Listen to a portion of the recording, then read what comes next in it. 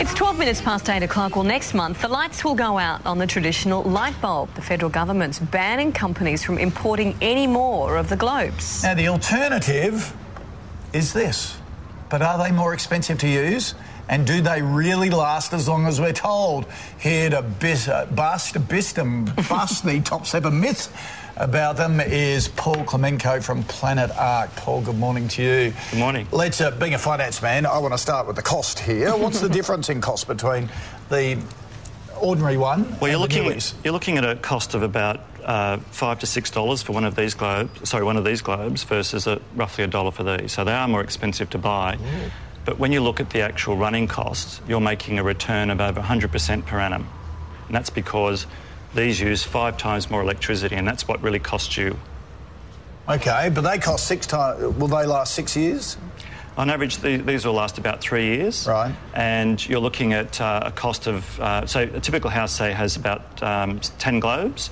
And to run those 10 globes using the old-fashioned technology... Just hold them still for us because you're sending our viewers wonky. Sorry. Yep. The old-fashioned technology, that would cost you, compared to this will save you $700 in over 10 globes. So that's over 100% return per annum. So it's actually probably one of the best investments you'd ever make. All right, he asks about the money. I'll ask about the looks. Some of them can be quite ugly. That's very true. Particularly the original stick types were the most common. But as you can see now, there really is a design and a globe for every application. So, for example, even the old candle globes are now available. You've got reflector globes for outside.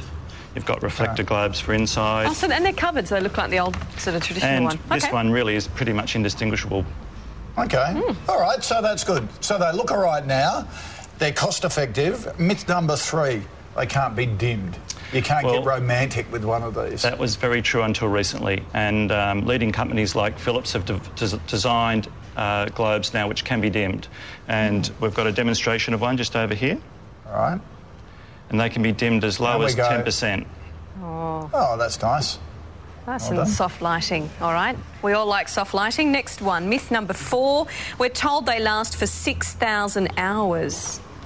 Yes, that's right. And if you buy good quality globes, you'll get that sort of lifespan. If you're buying some of the old cheapo no-names on the market, they're made with lower quality components, and you may not get that lifespan. And that's what we've found when people were ringing into our call centre saying that they didn't last. When we queried them on the brand, they were generally a no-name brand. OK. Now, the other myth is that they only release harsh white light. Is that right? Well, that's come about because people didn't realise you could get different coloured compact fluoros. When you think of the incandescent globe, it comes in one colour.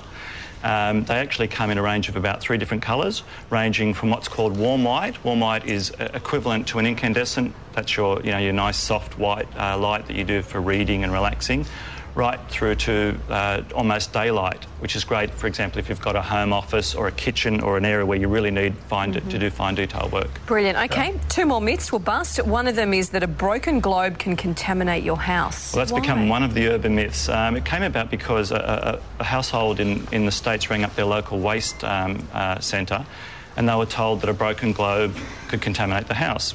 Now, for that to be possible, you would have to basically break a globe every day in every room of your house.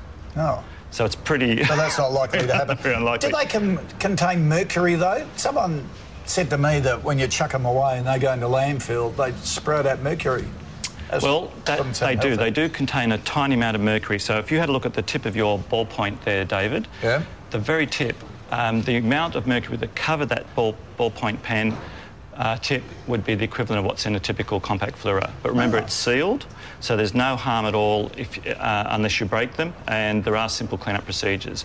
Now, to give you an idea of, though, what has the worst effect on the environment when it comes to mercury, when we burn coal to make electricity to power our homes, that actually releases mercury, and it releases it into the atmosphere, so it's very hard. It gets into the food chain, example. So if you had a look at this, this is the amount of coal that it would take to burn a compact fluoro for a month. If you look, the lower one. And if you look at this one over here, That is the amount it takes to burn to power for the same amount of time an incandescent globe. Okay. And that's 5 times more mercury, 5 times more. Can I ask one really quick one? Can you recycle globes? At the moment, there's limited recycling available, but the industry and government are working together to create a national program. Oh, there 7 you go. myths busted. Thank you, Paul. Appreciate it. And we'll put all the info on our website. So if you want any answers to any of those questions, or you need to prove to somebody that the urban myths aren't right, check the website. Sense.